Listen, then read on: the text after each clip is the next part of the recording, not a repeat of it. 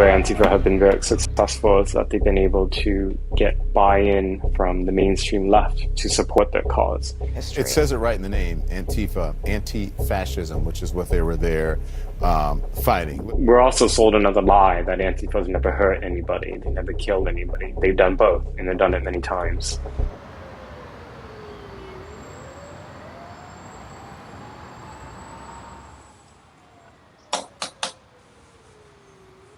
My name is Andy Ngo, and I work as a journalist, most known for covering Antifa and the far left.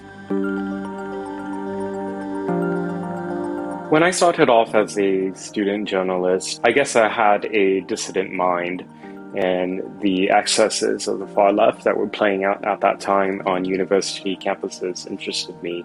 I never could have imagined, though, that those excesses would spill out literally into the streets of Portland, Oregon after Trump was elected in November 2016, when the protests quickly, almost immediately devolved into riots for days. So that was the first time that I came face to face with Antifa. At the time, I had no idea who they were. I took an interest in that phenomenon. I continued on that beat. By 2018, I started covering it full time, and that's when I began to receive my first threats.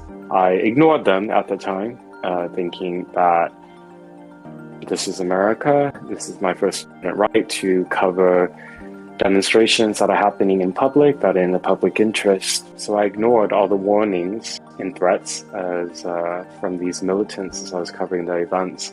Naively, in the summer of 2019, I came completely unprotected in terms of no helmet, nothing, just a t-shirt and trouser and my camera equipment, and that was when I was ambushed in a beating that was covered a lot in the national press, and that's how a lot of people then first came to hear about me.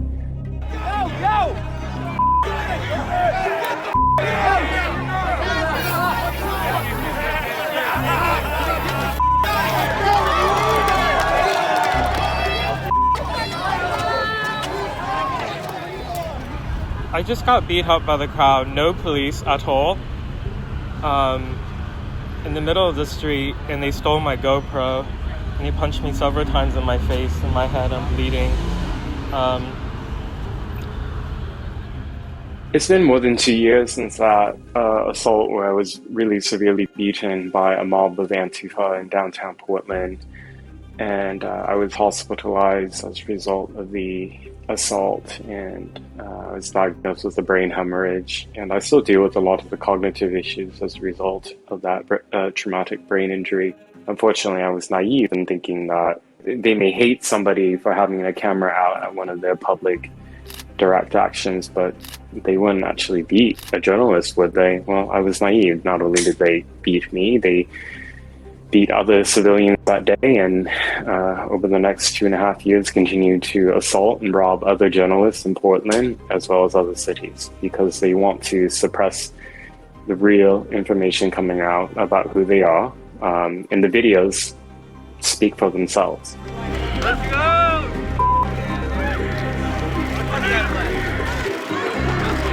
You good?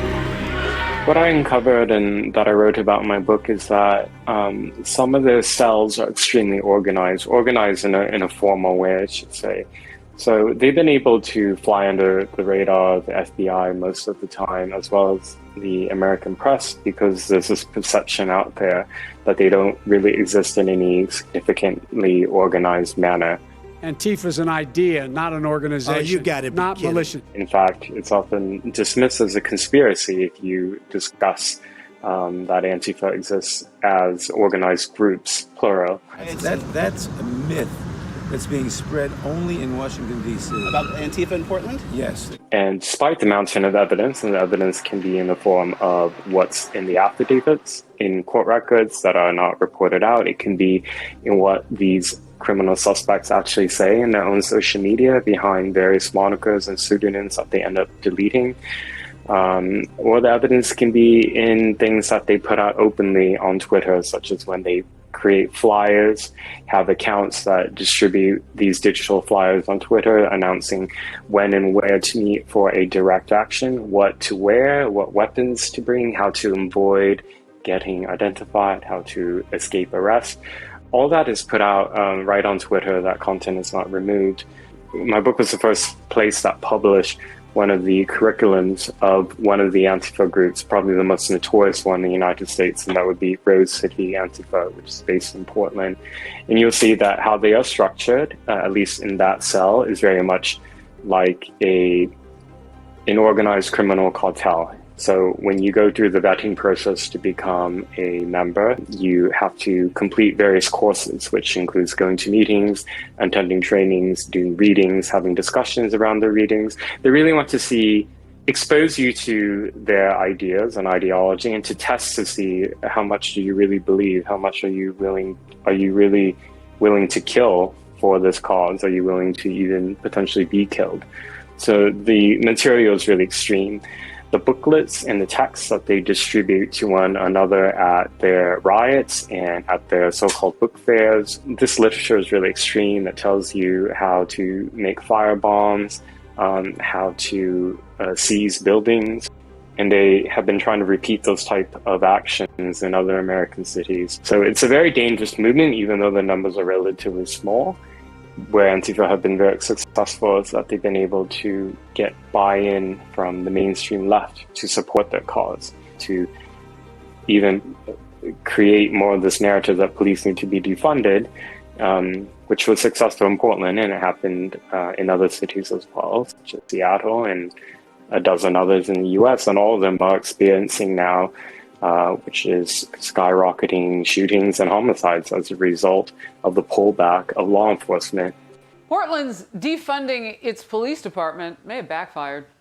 In Oregon, Mayor Ted Wheeler is now asking for $2 million in emergency funding to deal with the surge in gun violence. Violent crime has been spiking in ways we haven't seen in 10 and 20 years, all across the country.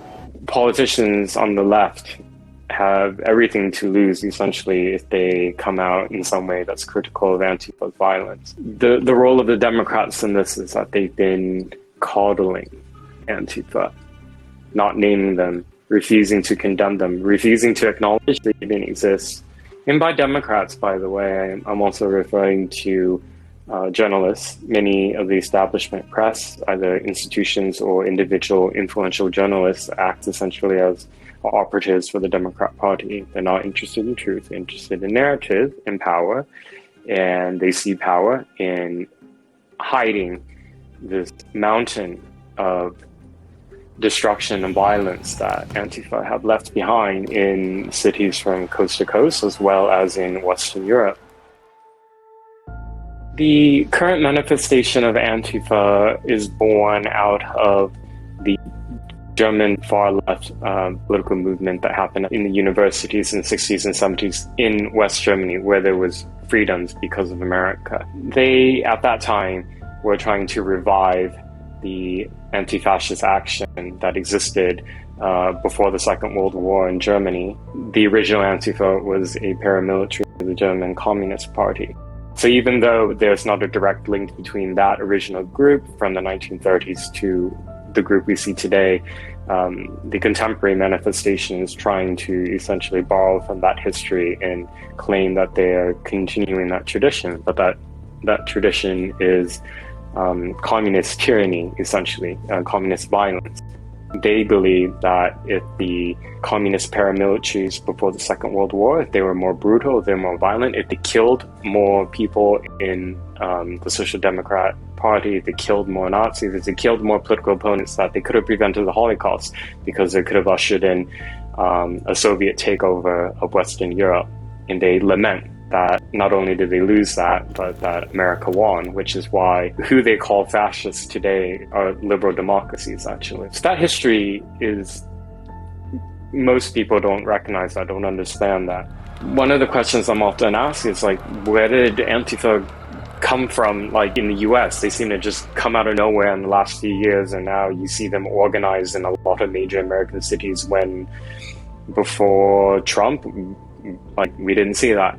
They really existed on the fringes and margins of the true far left in just a few American cities before 2016. They were mainstreamed because of the propaganda lies about Trump once he won in 2016. The mainstream press, as well as the entire Democrat Party and many people in the Republican Party, came forward to say that America had elected a fascist, and Antifa exploited that because these are also their propaganda talking points, that America is a fascist state and that we need to respond by using acts of resistance. In the summer, like, we saw this emergence of the Los Angeles cell of Antifa, which didn't really organize throughout 2020, but in 2021 they were able to turn up people to be violent at multiple direct actions. For example, outside the Wii Spa, Antifa also gathered to attack the attendees of the anti-medical tyranny protests outside the Los Angeles City Hall. That resulted in one of the Antifa members stabbing a Latino man, and that was caught on video. In Portland, at the end of August, there was another autonomous zone that was set up by Antifa, and they really conducted themselves as a paramilitary. They had people go on patrols in downtown during the day, and they assaulted citizens who were walking by. The frequency of meeting is less this year, but the use of violence is escalating. I had left Portland months prior because of escalating death threats against me before my book's release. But I came back because I have family there. And during that time, I thought I would do field reporting because I really wanted to see how Antifa on the ground had changed between this year and the year before. And I was undercover, and I was exposed, and I was beaten severely. They would have killed me if I didn't manage to escape in May. Really, I ran into a hotel, and they were pounding on the windows and trying to shatter the glass so they could get inside.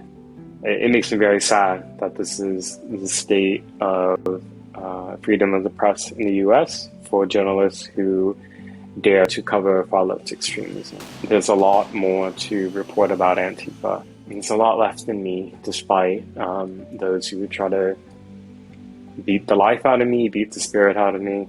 So I work primarily as an independent freelance journalist. I really rely on support through crowdfunding. So I have a community on Locals. I have a Patreon. People can find out information about how to stay plugged into my work and to support it, either through small monthly donations or one-time donations. And that they can find all that information at Andy-Ngo.com.